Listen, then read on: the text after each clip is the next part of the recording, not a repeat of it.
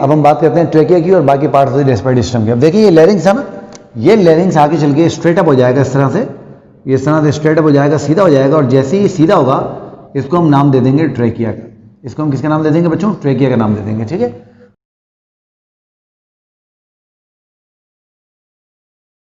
तो मैं ट्रेकिया यहाँ लिखता हूँ ताकि आपको समझ आए कि मैं क्या कर रहा हूँ। ये चौथा पार्ट आ गया हमारे रेस्पिरेटरी सिस्टम का, ट्रेकिया। ट्रेकिया इसी को आप कॉमन जबान में, आम जबान में विंड पाइप भी कहते हैं। इसी को आप कॉमन जबान में विंड पाइप भी कहते हैं। अब आप याद कर लीजिए, और ये बात आपने भूलनी नहीं है कि जो ट्रेकिया है इसके पास 3 बहुत रिमार्केबल फीचर हैं। तो हैव 3 रिमार्केबल फीचर्स। इसके पास 3 बहुत ही जबरदस्त और बहुत ही रिमार्केबल फीचर्स हैं। वो कौन कौन से हैं आइए जरा देखते हैं। अगेन उसके लिए हमें क्या करना पड़ेगा? हमें ट्रेकिया का ट्रांसफर सेक्शन काटना पड़ेगा। अभी आपको पता है बकरा ईद आने वाली है, बकरा ईद आएगी तो जानवर जो है लोग ज़बह करते हैं। आप एक काम कीजिएगा, जब जानवर आपके कसाई जो अंकल आपके घर में आएंगे और वो जानवर ज़बह करेंगे ना, तो आप उन कसाई अंकल को बोलिएगा कि उसके जो फेफड़े हैं, जो उसके लंग्स हैं ना, वो उसकी सांस की नाली के साथ निकाल के आपको दे दें। जैसे ही वो सांस की नाली के साथ निकाल के आपको देंगे तो आप उसमें एक चीज़ नोट करेंगे। वो चीज़ क्या नोट करेंगे? आपको उसमें इस तरह से बार्स नज़र आ रहे होंगे, इस तरह से आपको उसमें इस तरह से बार्स नज़र आ रहे होंगे, इस तरह से, इस तरह के उसमें आपको बहुत सारे बार्स नज़र आ रहे होंगे। मैं ये चाहता हूँ कि आप उन बार्स को देखें, काट के स्टडी करें, तो आपको किस तरह का स्ट्रक्चर नज़र आएगा ये मैं आपको दिखाता हूँ। अब मैं अगर ट्रेकिया का ट्रांसफर सेक्शन ले लूँ, ट्रेकिया का ट्रांसफर सेक्शन, तो ट्रेकिया के ट्रांसफर सेक्शन में मुझे 3 बहुत एक्स्ट्राऑर्डिनरी चीज़ें नजर आएंगी, ठीक है। तो ट्रेकिया के ट्रांसफर सेक्शन में मुझे कितनी चीज़ें नजर आएंगी? 3 चीज़ें। नंबर 1, मुझे इसमें ये जो बार आपको नजर आ रही है ना, ये बार बेसिकली एक लेयर है कार्टिलेज की, और ये चूंकि इंग्लिश के अल्फाबेट सी से मिल रही है इसलिए हम इसको सी शेप कार्टिलेज कह देते हैं। हम इसको क्या कह देते हैं? सी शेप कार्टिलेज। तो ये पूरा जो मैं इसको रेड से जो मैं इसको हाईलाइट कर रहा हूँ, ये पूरा का पूरा जो है वो सी शेप कार्टिलेज है। तो ये पूरा आपका सी शेप कार्टिलेज है। नंबर 1, पहली चीज़ हमें क्या मिलेगी ट्रेकिया में? हमें मिलेगी सी शेप्ड कार्टिलेज। क्या मिलेगी बच्चों? हमें सी शेप कार्टिलेज मिलेगी। ये हो गया पहली चीज़ हमारी। अच्छा, अब याद रहे सी इसको क्यों कह रहे हैं? क्योंकि इंग्लिश अल्फाबेट सी से रिप्रेजेंट कर रहा है, इसलिए याद रहे ये आपकी इलास्टिक कार्टिलेज होती है। और इलास्टिक कार्टिलेज आपको पता है क्या करती हैं? ये रिकॉइल करती हैं अपने आप को। इसीलिए अगर कभी आपके गले पे थोड़ा प्रेशर पड़े तो ये सी शेप कार्टिलेज थोड़ा दबेगी और दबने के बाद वापस जो है रिकॉइल होकर खुल जाएगी। दूसरा, ये कमाल क्या करती हैं? ये कमाल ये करती हैं कि ये आपके ट्रेकिया को हर वक्त खोल के रखती हैं, बंद नहीं होने देती। अगर आप कभी इसोफेगस के डायग्राम देखेंगे ना किसी किताब में, अभी आप इस लेक्चर के बाद 2 मिनट के लिए रुक के जाके ना गूगल के ऊपर लिखिएगा transfer section of oesophagus and trachea, तो आपको अंदाजा होगा कि इसोफेगस इस तरह से बंद होगी और ट्रेकिया इस तरह से खुली हुई होगी। तो सांस की नाली हर वक्त खुली हुई होती है, ठीक है। तो ये क्या करता है? ये प्रिवेंट करता है, ये प्रिवेंट करता है, रोकता है, prevent collapse of trachea. Collapse of trachea ये सांस की नाली को बंद नहीं होने देता, क्योंकि सांस की नाली बंद हो गई ना तो अपन बंद हो जाएंगे साथ। क्या ख्याल है? फिर लोग बोलेंगे यार बहुत नेक, बहुत शरीफ आदमी था या खातून थी, और काम हो जाएगा। और 2 दिन बाद लोग बोलेंगे भाई यार आदमी तो वैसे तो हम शरीफ कह रहे थे मगर पता नहीं कैसा बंदा था। खैर बार है ना, वो क्या कहते हैं, कब्र का हाल तो मुर्दा है। ऐसी बातें करते हैं लोग, बड़े हम लोग जो है वो अजीब लोग हैं। खैर बार, तो सी शेप कार्टिलेज के बाद जो दूसरी बड़ी प्रोमिनेंट चीज़ आपको नजर आएगी इसके अंदर, वो क्या नजर आएगी आपको? इस पूरी ट्रेकिया के अंदर एक बहुत ही स्टिकी और चिपचिपा मटेरियल नजर आएगा, जो भी आपने नोज में भी देखा था। उसको हम कहते हैं म्यूकस। उसको हम क्या कहते हैं बच्चों? उसको हम कहते हैं म्यूकस। इस तरह से तो ये हमें इसमें म्यूकस की लेयर नजर आएगी, म्यूकस लेयर, और ये बड़ी इंपॉर्टेंट चीज़ है और ये आपने समझनी है। तो ये सी शेप कार्टिलेज है, तो सी कार्टिलेज, और ये आपकी म्यूकस की लेयर है। अब देखो ये बात समझनी है बड़े ध्यान से। तो मैं जो आपको कह रहा था ना कि आप जैसे आज क्या है वेडनेसडे, तो आप ना फ्राइडे को हमारे घरों में एहतमाम होता है, हम लोग बिरयानी या गोश्त कबाब वबाब इस तरह की चीज़ें बनाते हैं। तो आप अपने बाबा को आज फरमाइश करेंगे, बाबा आप फ्राइडे को जब सामान लाएंगे, गोश्त लाएंगे ना, तो वो कसाई अंकल थे ना, फेफड़े सांस की नाली के साथ लेके आइएगा। तो वो मिल जाते हैं मार्केट से ना, मिल जाते हैं, आप लेके आएंगे ना, तो आप क्या करेंगे, उसकी सांस की नाली के अंदर, ट्रेकिया के अंदर जब उंगली घुमा के इसको आप उंगली ऐसे से करेंगे तो आपको बाकायदा ये स्टिकी मटेरियल वहाँ महसूस होगा। अब ये करता क्या है आपको पता है, ये डस्ट और बैक्टीरिया को ट्रैप करता है। तो ये ट्रैप करता है डस्ट और बैक्टीरिया को, तो ट्रैप डस्ट प्लस बैक्टीरिया। देखिए एयर इन्वायरमेंट से आ रही है और इन्वायरमेंट में कुछ भी हो सकता है। तो अल्लाह ताला ने कितना शानदार हमें सिस्टम दिया है कि मैक्सिमम जितनी चीज़ें हम उसमें से निकाल सकते हैं वो निकाल लेते हैं, फिर उसको लंग्स तक पहुंचाते हैं, ऐसे होता है। ठीक हो गया। अच्छा हाँ, तो अब मैं आपसे बात कर रहा था तीसरी चीज़, दूसरी चीज़ हमें क्या मिलेगी यहाँ पे, लेयर ऑफ म्यूकस मिलेगी, लेयर ऑफ म्यूकस। अच्छा, अब जो तीसरी चीज़ है वो हमें नज़र नहीं आएगी क्योंकि वो माइक्रोस्कोपिक है, उसको हम कहते हैं सीलिएटेड सेल्स। इसमें हमें सीलिएटेड सेल नजर आएंगे। अब होता क्या है, ये म्यूकस है, इसने डस्ट को ट्रैप कर लिया, इसने बैक्टीरिया को ट्रैप कर लिया, उसके बाद अगर ये गले में फंसा रह गया तो ये काम खराब कर सकता है। तो ये सीलिया क्या करते हैं, बीट करते हैं और वो डस्ट और बैक्टीरिया, जो डस्ट और बैक्टीरिया म्यूकस में ट्रैप हुए हैं, उस म्यूकस को माउथ की तरफ मूव करवाते हैं और जैसे ही वो माउथ के पास पहुंचता है आप क्या करते हैं, आप करते हैं इस तरह करते हैं और वो जो बलगम होता है, वो जो स्प्यूटम होता है, उसको बॉडी से बाहर थूक देते हैं। तो बेसिकली ये जो बलगम या जो स्प्यूटम है ना, ये वो म्यूकस है जिसने डस्ट और बैक्टीरिया ट्रैप किए हैं। इसलिए आप ये बात नोट करते हो और देखते हो कि जब खुदा ना खास्ता किसी को सीने में इन्फेक्शन होती है तो उसको म्यूकस बहुत ज़्यादा बन रही होती है, उसको बलगम बहुत ज़्यादा आ रही होती है। ऐसा होता है नहीं होता है, क्योंकि बहुत सारे माइक्रो ऑर्गेनिज्म होते हैं तो बॉडी जल्दी जल्दी उसको निकालने की कोशिश कर रही होती है। इन्नेट इम्यून सिस्टम है हमारा ये, क्या ख्याल है, क्या शानदार है ना। तो सीलिएटेड सेल्स के तो लेयर ऑफ म्यूकस क्या करती है, मैंने आपको बता दिया, ट्रैप करती है डस्ट बैक्टीरिया को, डस्ट एंड बैक्टीरिया। और सीलिएटेड सेल्स क्या करते हैं, मूव करते हैं म्यूकस को toward mouth, move mucus toward mouth. अब ये जो खुदा के बंदे सिगरेट पीने वाले होते हैं ना, तो सिगरेट में होती है निकोटिन, और निकोटिन क्या करती है, निकोटिन इन सीलिएटेड सेल्स को पैरालाइज कर देती है, नॉन फंक्शनल कर देती है। इसलिए आप देखो कि जो आदमी सिगरेट पीता है ना, वो हर वक्त इस तरह करता रहेगा, खांसता रहेगा, जोर लगा लगा के म्यूकस को निकालने की कोशिश करेगा, खुद से बेचारे का म्यूकस ही निकलेगा उसको। तो ये चीज़ आपने ध्यान में रखनी है। ठीक हो गया बेटे। तो ये हमने बात कर ली किसकी, ट्रेकिया की। अब ये ट्रेकिया थी ना आपकी, ये आपकी ट्रेकिया थी, ये आपका ट्रेकिया था।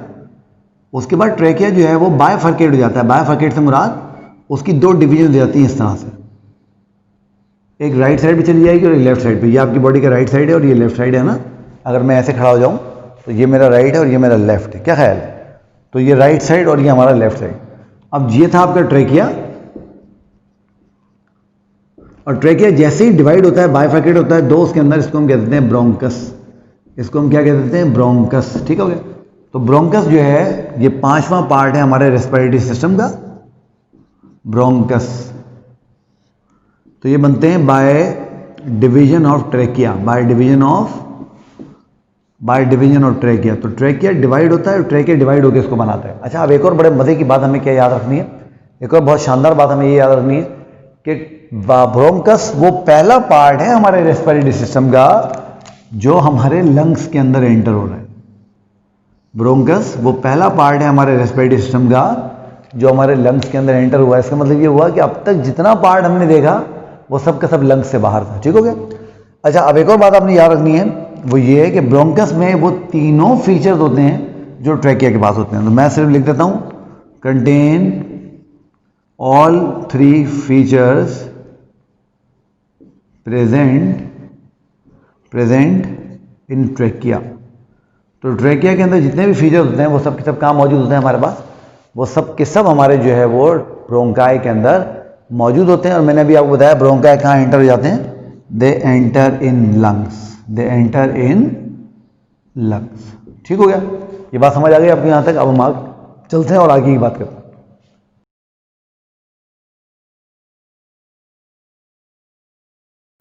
ये जो हमारे ब्रोंकाई है ना, ये डिवाइड होते जाएंगे, डिवाइड होते जाएंगे, डिवाइड होते जाएंगे, डिवाइड होते जाएंगे, होते जाएंगे, होते जाएंगे, होते जाएंगे, होते जाएंगे, होते जाएंगे। कितनी मरतबा डिवाइड होंगे, दे विल डिवाइड 27 टाइम्स। कितनी मरतबा डिवाइड होंगे, 27 मरतबा डिवाइड होंगे। और ये जो बड़ा ब्रोंकस है ये छोटे छोटे छोटे छोटे छोटे छोटे माइक्रोस्कोपिक ब्रोंकियोल्स में डिवाइड हो जाएगा। तो अब क्या होगा, मैं यहां लिखता हूं कि जो ब्रोंकाई हैं, और ब्रोंकाई आपको पता है प्लूरल है ब्रोंकस का, तो bronchi will keep on dividing bronchi जो है वो डिवाइड होते चले जाएंगे एंड आफ्टर मैनी डिविजन्स बहुत सारे डिवीजन होने के बाद ये माइक्रोस्कोपिक ब्रोंकाई में कन्वर्ट हो जाएंगे। और याद करो मैंने क्या बताया था आपको, जो चीज माइक्रोस्कोपिक होती है उसके आखिर में क्या लगा हुआ होता है, LE। याद है ना, मैंने आपको शुरू की क्लासों में बताया था जब मैं आपको सेल बता रहा था, ऑर्गेनेल में समझा रहा था आपको। तो bronchi will keep on dividing and after many divisions converted into microscopic bronchi called, क्या बोलेंगे उसको, नाम बताओ, ब्रोंकियोल्स। क्या बोलेंगे उसको, ब्रोंकियोल। देखो हमने क्या कहा, ब्रोंकाई के आखिर में क्या लगा दिया, LE लगा दिया। जैसे ब्रोंकाई के आखिर में हमने LE लगाया वो माइक्रोस्कोपिक हो गए ब्रोंकियोल्स। ठीक है, समझ में आ गई बात। अब एक और बात बड़े मजे की याद रखनी है कि जब हम ब्रोंकियोल्स को देखेंगे तो ब्रोंकियोल्स में हमें म्यूकस और सीलिएटेड एपिथेलियम तो मिलती है, बट हमें वो कार्टिलेज नहीं मिलती, सी शेप कार्टिलेज मैंने मिटा दी, जो हमें कहाँ मिल रही थी बच्चों, जो हमें ट्रैकिया और ब्रोंकाई में मिल रही थी, बड़े ब्रोंकाई में मिल रही थी। तो मैं यहाँ लिख देता हूँ, ये जो ब्रोंकियोल्स हैं आपके, ब्रोंकियोल्स कंटेन करते हैं क्या, contain mucus plus ciliated epithelium, ciliated cells, ये सीलिएटेड चलो सेल्स लिख देता हूँ आपके लिए और आसानी हो जाएगी, ciliated cells but no cartilage. क्योंकि माइक्रोस्कोपिक हैं तो अब इनके क्या कहना चाहिए उसको, कोलैप्स होने का जो चांस है वो बड़ा कम है। फिर यहाँ पर कोलैप्स को प्रिवेंट करने के लिए और कुछ चीज़ें मैं भी आपसे बात करता हूँ।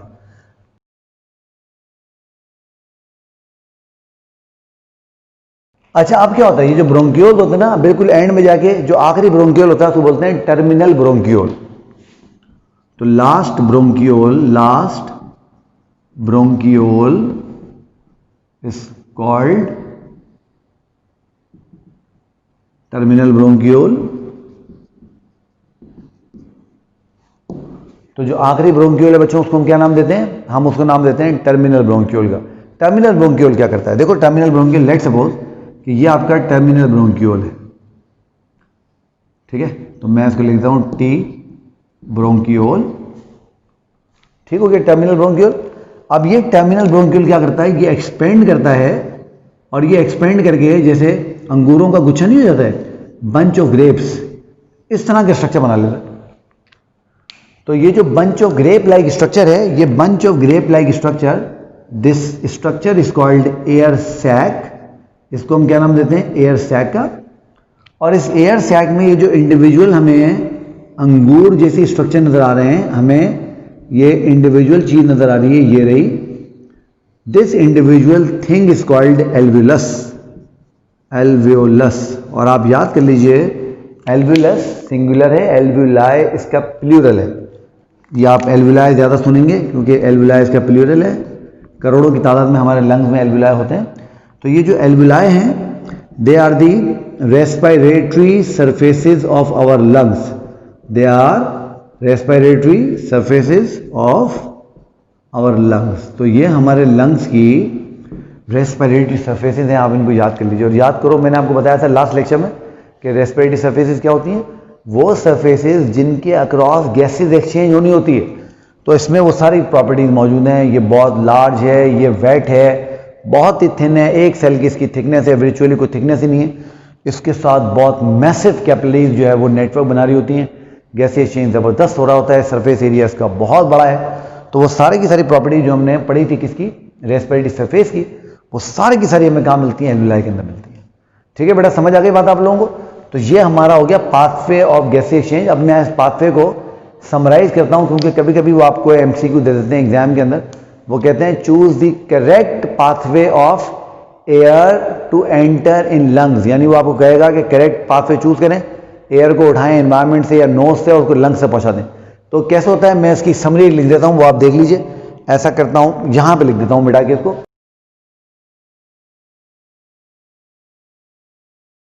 याद करें एयर कहां से एंटर शुरू हुई, हम बात कर रहे हैं इंस्पायरेशन की, यानी सांस लेने की, निकालने की नहीं। इंस्पायरेशन में क्या होगा, एयर कहां से आना शुरू होगी बॉडी में, नोज में आएगी, नोज से कहां जाएगी, फेरिंग्स में, फेरिंग्स से कहां जाएगी, लैरिंग्स में, लैरिंक्स से कहाँ जाएगी? ट्रैकिया में। ट्रैकिया से कहाँ जाएगी? ब्रोंकाई में। ब्रोंकाई से कहाँ जाएगी? ब्रोंकियोल्स में। ब्रोंकियोल से कहाँ जाएगी? टर्मिनल ब्रोंकियोल में। टर्मिनल ब्रोंकियोल से कहाँ जाएगी? एयर सैक में। एयर सैक से कहाँ जाएगी? एल्वियोलाई के अंदर। ऐसे होगा तो ये एयर सारा घूम के कहाँ पहुँच गई? लंग्स के अंदर पहुँच गई। अब अगर आपने इसकी एक्सपायरेशन देखनी, मैं इसके आगे स्लैश करके एक्सपायरेशन, बल्कि ऐसा करता हूँ, रेड से बनाता हूँ ताकि आपको प्रोमिनेंटली नजर आए। अगर मैं इसको एक्सपायरेशन की बात करूं, एक्सपायरेशन यानी एयर बाहर निकालने की, तो एक्सपायरेशन में क्या करना है? इस एरो को रिवर्स करना है। एल्विलाई से कहाँ जाएगी? एयर सैक में। एयर सैक से टर्मिनल ब्रोंकियोल में। टर्मिनल ब्रोंकियोल से ब्रोंकियोल में। ब्रोंकियोल से ब्रोंकाई में। ब्रोंकाई से ट्रैकिया में। ट्रैकिया से लैरिंक्स में। लैरिंक्स से फेरिंक्स में। और फेरिंक्स से नोज, और नोज के जरिए बॉडी से बाहर। समझ आ गई बेटा? तो ये हमने बात कर ली आज पाथवे ऑफ गैसीय एक्सचेंज की। अब मैं आपसे बात करता हूं लंग्स की, और फिर हम बात करते हैं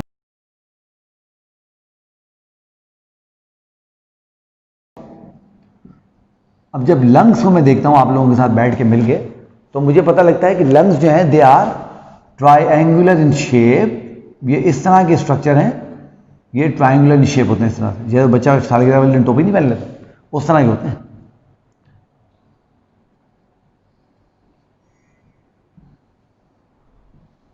तो ये इस तरह के स्ट्रक्चर, ठीक है। अब ये हमारा आपको पता है राइट लंग है, और ये हमारा लेफ्ट लंग है। अब आप एक चीज नोट करो कि मैंने जो हमारा लेफ्ट लंग है उसको थोड़ा सा डिफरेंट बनाया है राइट लंग के मुकाबले में, है ना। और उसकी वजह क्या है? उसकी वजह ये है कि हम क्या करते हैं, यहां पर जब देखते हैं नॉर्मली तो इस जगह पर हार्ट मौजूद होता है। तो हार्ट को एडजस्ट करने के लिए जो लेफ्ट लंग है उसको थोड़ा खुद नेचर ने छोटा किया है, और राइट साइड पे चूंकि हार्ट नहीं होता तो वो थोड़ा सा बड़ा होता है। तो लंग्स क्या हैं?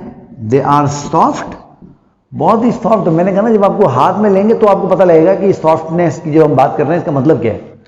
तो they are soft spongy structures.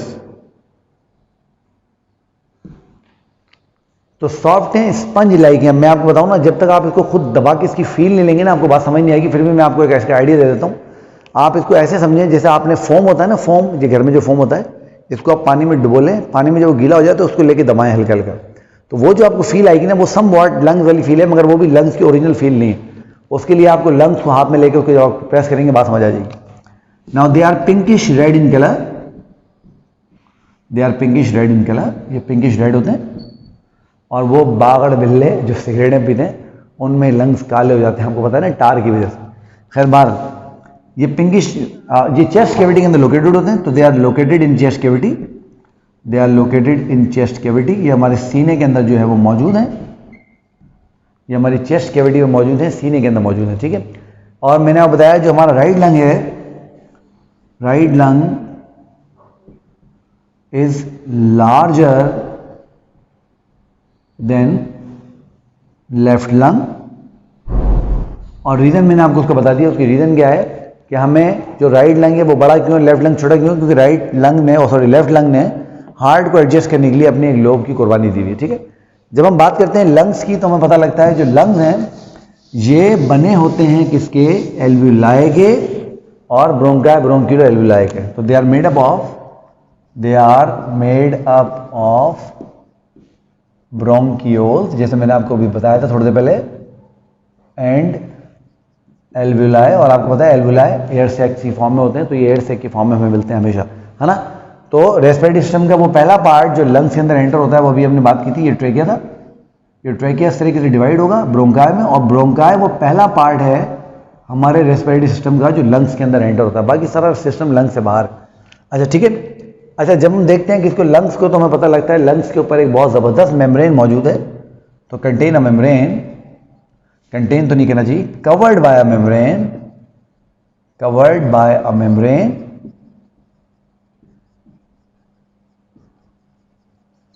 Called pleural membrane. इसको हम क्या कहते हैं? इसको हम प्लूरल मेम्ब्रेन कहते हैं, ठीक है। अच्छा अब ये जो प्लूरल मेम्ब्रेन होती है ना, ये लंग्स के ऊपर कैसे होती है, यहीं पे इसको बना लेते हैं। ये देखिए ये ऐसे होती है जैसे लंग्स के ऊपर ये प्लूरल मेम्ब्रेन सारी की सारी चढ़ी हुई है, मौजूद है इस तरह से, ठीक है, इस तरह से। तो अब आप देख रहे हो कि ये जो प्लूरल मेम्ब्रेन है, ये जो आपका प्लूरल मेम्ब्रेन है, इसके और लंग्स के बीच में एक स्पेस आपको नजर आ रही होगी, clear. Now this is called plural space, इसको प्लूरल स्पेस कहते हैं। और ये जो प्लूरल स्पेस है इसके अंदर होता है प्लूरल फ्लूइड, और ये प्लूरल फ्लूइड किसका काम करता है? शॉक एब्जॉर्बर का। वो तुमने देखा ना अभी बकरा ईद का मुहर्रम आएगा और मुहर्रम में वो सारे मोमिनी सड़कों पे निकल आएंगे और वो क्या कर रहे होंगे? वो इस तरह के सीने पे हाथ मार रहे होंगे, है ना, या हुसैन कर रहे होंगे। आपको अंदाजा है ये हो क्या रहा है?